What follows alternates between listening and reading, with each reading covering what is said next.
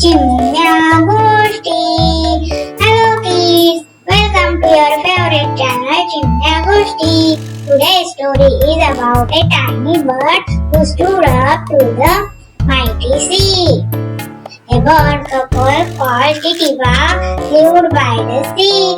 The wife was about to lay eggs and asked for a safer spot, but the husband insisted on the shore.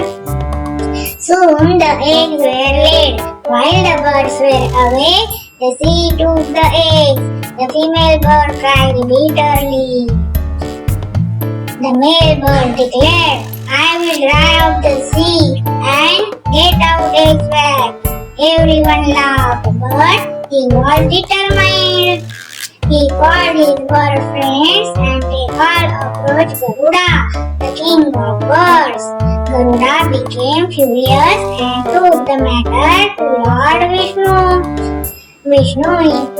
Lord Vishnu appeared with his thunderbolt and ordered the sea to return the eggs. The sea, terrified, obeyed immediately. Moral: never underestimate the power of the timid. Unity and determination can move mountains.